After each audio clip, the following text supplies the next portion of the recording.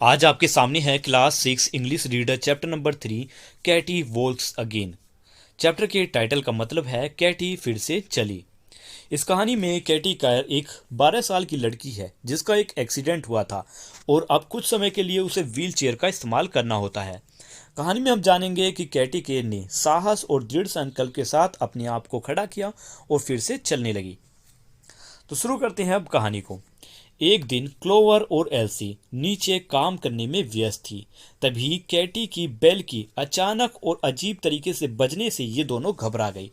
दोनों दौड़कर ऊपर पहुंची ये देखने के लिए कि कैटी को किस चीज की जरूरत है। कैटी वहां अपनी चेयर पर बैठी थी और एक्साइटमेंट और खुशी की वजह से उसके गाल लाल हो चुके थे। वो दोनों लड़कियों से कहती है, ओ गर्ल्स, तुम्हें क्या लगता है कि मैं अपने पैरों पर खड़ी हो सकती हूँ?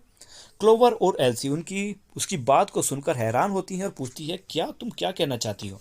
तो कैटी कहती है कि मैंने ये सच में किया। मैं अपने पैरों पर खड़ी हो गई थी और वो भी खुद से।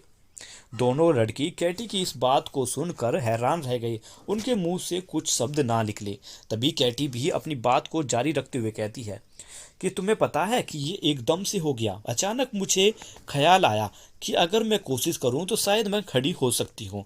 और जैसे ही मुझे ये विचार आया मैंने कोशिश की और देखो, मैं अपनी चेयर से बाहर निकल आई और मैं खड़ी भी हो गई। मैंने सिर्फ चेयर का आर्म पर पकड़ा हुआ था, यानी चेयर की हथेलियों को पकड़ा हुआ था।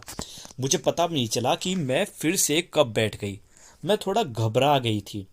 ऐसा कहते ही कैटी अपने हाथों से अपने चेहरे को ढक लेती है और फिर रोती हुई आंखों के साथ उन लड़कियों की तरफ फिर से ऊपर देखती है और पूछती है, क्या तुम्हें लगता है कि मैं फिर से ऐसा कर पाऊंगी? तब इस बात को सुनकर क्लोवर कहती है, क्यों क्यों नहीं, तुम फिर से ऐसा कर पाओगी। और एल्सी कैटी को ऐसा देखकर वो भी बहुत खुश होती है और डांस करती है और डांस करते हुए कहती है, पर लेकिन दोबारा जब करो तो ध्यान रखना, बड़े ही ध्यान से करना। कैटी कोशिश करती है पर लेकिन स्प्रिंग सीजन निकल जाता है। कैटी अपनी चेयर से उठ नहीं पाती। फिर कैटी को ये लगने लगता है कि कहीं वो उस समय कोई सपना तो नहीं देख रही थी। वो कुछ सपना तो नहीं था उस दिन जब वो खड़ी हुई थी। पर लेकिन अगले ही दिन जब क्लोवर भी उसी के रूम में ही थी, तभी क्लोवर को अचानक एक आवाज़ सुनाई दी। क्लोवर ने पीछे मुड़कर देखा तो उसने देखा कि कैटी अपने पैरों पर खड़ी हुई थी। क्लोवर दौड़ती हुई नीचे गई और पापा पापा करते हुए चिल्लाते हुए नीचे भागी। वहां पर डोरी, जॉन और एल्सी थे। इन दोनों से उसने आने को कहा और देखने के लिए कहा। पापा घर पर नहीं थे, बल्कि बाकी परिवार था जो कैटी को देखने के लिए ऊपर आया। इस बार कैटी को खड़े होने में कोई दिक्कत नहीं हो रही थी। ऐसा लग रहा था कि जैसे उसकी जो विल पावर है, यानी उसकी जो इच्छा शक्ति है, कुछ काम करने की जो इच्छा है, वो कभी सो गई थी लेकिन अब ये इच्छा शक्ति जाग चुकी है। ऐसा लग रहा था कि अब उसके पैर उसकी हुक्म, उसके ऑर्डर्स को फॉलो कर रहे हैं। ठीक है। तो इसके बाद जब पापा आए तो वो भी दूसरे बच्चों की तरह उतने ही एक्साइटेड लग रहे थे, उतने ही खुश थे जितने बाकी बच्चे। वो अपनी बेटी की चेयर के चारों तरफ घूमे, कैटी से क्वेश्चन पूछने लगे, जैसे कि वो उसे कैसा लग रहा है, उसे कैसा महसूस हो रहा है, और साथ ही कैटी को खड़े होने के लिए कहते और फिर बैठने के लिए भी कहते। फिर कैटी एक धीमी आवाज में अपने पापा से कहती है कि क्या मैं बिल्कुल ठीक होने वाली हूँ? तब उसके पिता, जिनका नाम है डॉक्टर कैर, वो अपनी बेटी से कहते हैं, यस माय लव, मुझे ऐसा लगता है कि तुम जल्दी ही ठीक होने वाली हो। बच्चों में से किसी ने पहले कभी पापा को एक छोटे बच्चे की तरह बिहेव करते हुए नहीं देखा था। पर लेकिन जल्द ही कैटी के जो पिता है उन्होंने ध्यान दिया कि जो कैटी है उसके गाल जो है एक्साइटमेंट की वजह से लाल हो चुकी हैं और उसकी आंखें भी बहुत ज़्यादा एक्साइटेड लग रही हैं। अपने आप को कैटी के पिता ने शांत किया और सभी को बाहर भेज दिया और फिर अपनी बेटी को शांत करने के लिए, मतलब उसकी जो बेचैनी है उसको शांत करने के लिए कुछ प्यारे प्यारे से शब्द कहे। उन्होंने अपनी बेटी से कहा, मुझे लगता है कि बेटी तुम ठीक हो रही हो, पर लेकिन ये ध्यान रखो कि इसमें थोड़ा समय लगेगा। तुम्हें थोड़ा विनम्र करना होगा, तुम्हें थोड़ा धैर्य रखना होगा, सब्र करना होगा। तब कैटी कहती है, ओ पापा, मुझे बस ठीक होना है, ये फ़र्क नहीं पड़ता कि मुझे चाहे 1 साल ही क्यों ना लग जाए, बस मुझे ठीक होना है। अगस्त के ख़त्म होने तक कैटी बिल्कुल स्ट्रोंग हो चुकी थी। अब वो नीचे जाने की बातें करने लगी, लेकिन पापा उसे कहते कि अभी इंतज़ार करो, अभी थोड़ा सब्र करो, क्योंकि नीचे के यहाँ के मुकाबले नीचे जाने में तुम्हें ज़्यादा तकलीफ़ होगी। बेटर यही होगा कि तुम इस विचार को थोड़े समय के लिए टाल दो, इस बारे में बाद में सोचना, जब तुम्हें अपने पैरों पर अच्छे से विश्वास हो जाए। क्लोवर भी कहती है कि मुझे भी ऐसा लगता है। तो फिर क्या होता है? क्लोवर कहती है मुझे भी ऐसा लगता है, और साथ ही मुझे लगता है कि मुझे इस दौरान पूरे घर की सभी चीज़ों को सही से उनके ऑर्डर में लगा देना चाहिए, और तुम्हारे लिए इस घर को सुंदर बनाने देना चाहिए, जिससे कि तुम्हारी नज़रें इनको पहली बार देखे तो तुम्हें अच्छा लगे। ओ, मेरे अंदर एक विचार भी आया, मेरे दिमाग में एक सुंदर सा आइडिया है। क्यों ना हम एक दिन फिक्स कर दें जिस दिन कैटी को नीचे आना हो। ठीक है कि कैटी, तो एक दिन फिक्स कर दो कि जिस दिन तुम्हें नीचे आना हो, हम उस दिन वो सेलिब्रेट करेंगे, और वो दिन हमारा यादगार होगा और बहुत ही अच्छा हम बिताएंगे। ठीक है। तो वो फिर पापा से पूछते हैं कि पापा ये कब ठीक हो जाएगी? तो उसके पिता जवाब देते हैं कि लगभग 10 दिन और, शायद 10 दिन सुरक्षित होंगे उसे नीचे लाने के लिए। कैटी कहती है 10 दिन, 10 दिन बाद तो 7 सितंबर है, यानी सितंबर की 7 डेट है। तो ऐसा क्यों ना करिए कि मैं पहली बार ऊपर से नीचे 8 सितंबर को आऊँ, कि 8 सितंबर को मैं नीचे आऊँ, यही मेरा पहला दिन होना चाहिए, क्योंकि 8 सितंबर को ही मामा का बर्थडे है, ये आप जानती हैं। ये बात कैटी ने बड़ी प्यार से कहा। तो ये तय हो गया कि किस दिन कैटी को नीचे आना है, 8 सितंबर को। क्लोवर भी पूरे हफ्ते ऐसा लग रहा था कि वो बहुत ज़्यादा बिजी है, यानी पूरे हफ्ते के दौरान क्लोवर बिजी थी काम करने में। उसने खिड़कियों को अच्छे से साफ किया और बहुत सी चीज़ों को, पर लेकिन इतना कहना काफ़ी नहीं होगा कि उसने खिड़कियों को साफ किया और वो बिजी थी। वो काफ़ी समय तक कैटी से नहीं ठीक से नहीं मिल रही थी, और उसके चेहरे पर हमेशा एक रहस्य में मुस्कुराहट रहती थी, रहस्य में मुस्कान रहती थी उसके चेहरे पर। ऐसा लग रहा था जैसे वो कुछ छिपा रही है। नीचे हैमरिंग की, हथौड़े की बजने की आवाज़ें आती, आरी के चलने की आवाज़ें आती, ये सब चीज़ें नीचे से आ रही थी। बच्चों से भी कैटी को कुछ बताने के लिए, कुछ ना बताने के लिए चेतावनी दी गई, यानी क्लोवर जो है कुछ तो ऐसी बात थी, रहस्य में बात, जो कैटी से वो छुपा रही थी, वो जो सरप्राइज देना चाहती थी कैटी को। एट लास्ट, आखिरकार वो दिन आ ही गया जिस दिन कैटी को नीचे आना था। क्लोवर कैटी से कहती है, कैटी पापा कुछ ही मिनटों में तुम्हें नीचे ले जाने के लिए आने वाले हैं। फिर पापा ऊपर आए कैटी को ले जाने के लिए, और धीरे धीरे कैटी अपने पिता के साथ लगकर सहारा लेकर नीचे आई। कैटी बड़ी ही आनंद के साथ आवाज में कहती है, ओह देखो सामने का दरवाज़ा खुला हुआ है, कितना अच्छा लग रहा है, सच में कितना सुंदर टेबल क्लॉथ लगा हुआ है। टेबल क्लॉथ यानी टेबल के ऊपर बिछा हुआ एक क्लॉथ, कि कितना सुंदर टेबल क्लॉथ है। ये तब से सुंदर है, तब से नया है जब से मैं यहाँ पर हूँ।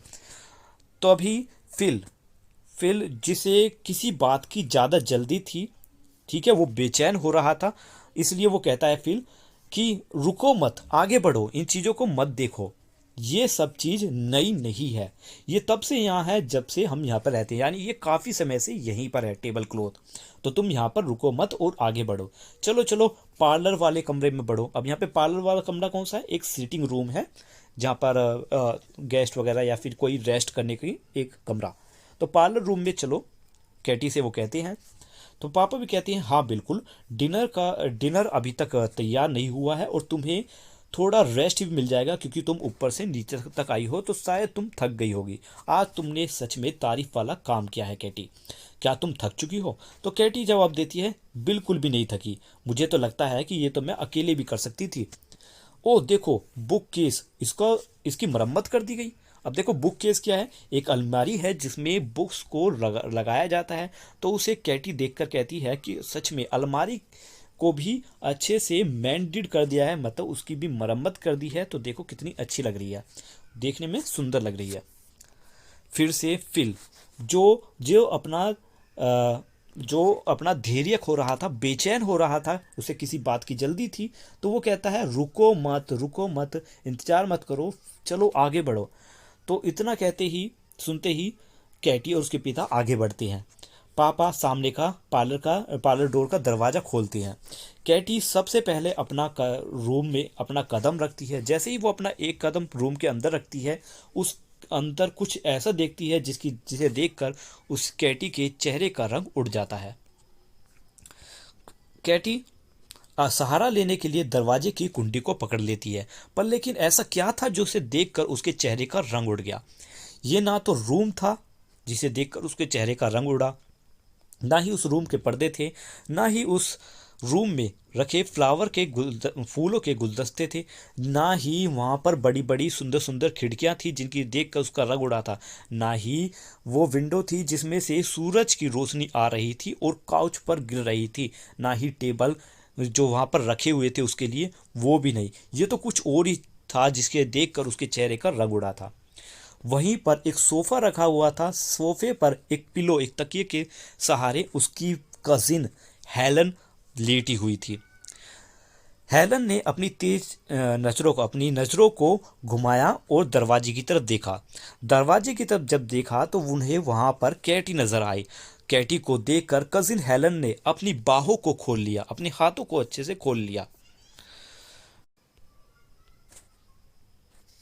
क्लोवर ने यह भी बात कही कि वो पहले कभी इतना ना घबराई थी जितना वो इस समय घबराई, क्योंकि कैटी जो है अपनी कमजोरी को भूलकर अपने पापा के बाजुओं को छोड़कर तेजी से सोफे की तरफ दौड़ी और वहां पर कजिन हेलन थी। कजिन हेलन को देखकर कैटी चिल्लाई, cousin Helen, dear cousin Helen. इतना कहते ही वो पता नहीं कितने में अचानक ही सोफे पर कैलन हेलन के सामने गिर पड़ी। दोनों ने अपने हाथों को मिलाया, एक दूसरे के चेहरे को देखने लगे। एक पल के लिए कोई भी एक शब्द नहीं बोला और ना ही किसी ने एक शब्द सुना। फिर अचानक दोनों ने एक दूसरे से सवाल पूछना शुरू कर दिया और वो भी एक साथ ही। Cousin Helen sorry Clover Elsie कहती है कि कजिन हेलन अब हमारे साथ करीबन 3 हफ्ते के लिए रुकने वाली है। क्लोवर भी बेचैनी से सवाल पूछती है कैटी से कि कैटी, क्या तुम्हें पूरा यकीन था कि तुम्हें इस बात का बिल्कुल भी अंदाज़ा नहीं था कि कजिन हेलन यहाँ पर आई हुई हैं? बिल्कुल भी नहीं, थोड़ा तो तुम्हें अंदाज़ा हुआ होगा इसका। तो कैटी कहती है कि बिल्कुल भी नहीं, मुझे बिल्कुल भी इस बात का अंदाज़ा नहीं था, और वैसे भी मैं इतनी अच्छे सरप्राइज का अंदाज़ा लगा भी कैसे सकती हूँ। ऐसा कहकर वो कैटी जो है कजिन हेलन को एक किस करती है। फिर ऐसा लगता है कि ये दिन बहुत ही जल्दी बीत गया। बहुत कुछ था देखने के लिए कैटी के पास, उसने बहुत कुछ देखा, बहुत बातें की, बहुत से सवाल भी पूछे, और ऐसे ही पूरा जो घंटे हैं वो बीत गए और एक दूसरे सरप्राइज की तरह शाम भी जल्दी ही ढल गई। कजिन हेलन उस पार्टी में सबसे ज़्यादा खुश लग रही थी, क्योंकि उसे ये जानकर बहुत खुशी हो रही थी कि कैटी जो है, उसकी जो कज़िन है, वो अब ठीक हो चुकी है। साथ ही उसे इस बात से भी ज़्यादा खुशी हो रही थी कि अब 4 साल के मुकाबले, क्योंकि 4 साल बाद कैटी वापस आई थी, तो इन 4 साल के बाद उसके छोटे कजिन्स में, यानी उसके भाई बहनों में कितना ज़्यादा बदलाव आया है और वो कितने ज़्यादा प्यारे हो चुके हैं, अच्छे लगते हैं उसे। तो करीबन कज़िन के 2 दिन यहाँ पर रहने के बाद कजिन हेलन कैटी से कहती है, डियर कैटी, मुझे यहाँ पर रहकर बहुत ज़्यादा आनंद महसूस हुआ। पहले के मुकाबले इस बार मुझे बहुत ज़्यादा खुशी हुई, क्योंकि पिछली बार जब मैं आई थी तो तुम बीमार थी और हर कोई दुखी लग रहा था। क्या तुम्हें ये बात याद है? तो कैटी कहती है, हाँ बिल्कुल, मुझे याद है कि उस समय तुमने भी हमारी किस तरीके से बहुत मदद की थी, मैं ये नहीं भूल सकती हूँ। तो कजिन हेलन कहती है कि मुझे भी खुशी है कि जितना मैं कर सकती थी मैंने किया, और अब मुझे खुशी है कि तुम अपने आप से बहुत कुछ सीख रही हो। कैटी डार्लिंग, मैं तुम्हारी इस बहादुरी को लेकर बहुत ज़्यादा खुश हूँ कि तुम किस तरीके से अपनी बहादुरी से तुमने अपने आप को खड़ा करना सीखा, और मैं ये देख सकती हूँ कि तुमने कितनी मेहनत की, क्योंकि पापा और बच्चे और तुम्हें देखकर मुझे ये महसूस हो रहा है। ठीक है, और तुमने ऐसा साहस करके इस घर में इस घर में एक दिल की अहमियत बना ली है, तुमने the heart of the house का खिताब जीत लिया है, ऐसा कर कर। तब कैटी कहती है, ओ कजिन हेलन, ऐसा मत कहो, ठीक है, कि ठीक है, मैं इतनी भी बहादुर नहीं हूँ, ऐसा मत कहो, मैं इतनी भी बहादुर नहीं हूँ। तुम नहीं जानती कि जब मैं उस हालत में थी तो मैं किस तरीके से बुरा व्यवहार करती थी। और मुझे खुशी है कि तुम मेरी तारीफ़ कर रही हो, पर लेकिन मैं इस तारीफ़ के काबिल नहीं हूँ, मैं इसे डिज़र्व नहीं करती हूँ, तुम्हें मेरी तारीफ़ नहीं करनी चाहिए। हालांकि कैटी अपनी तारीफ़ करने के लिए मना करती है, कि वो कहती है कि मैं इसके लिए डिज़र्व नहीं करती, मैं इसके काबिल नहीं हूँ, पर लेकिन हम जानते हैं कैटी ने साहस किया, ठीक है, मेहनत की, और वो इस तारीफ़ के लिए सच में काबिल है। तो यहाँ पर हमारा चैप्टर ख़त्म होता है। वीडियो कैसी लगी इस बारे में कमेंट में लिख कर बताएं, और मिलते हैं नेक्स्ट वीडियो में। Bye bye.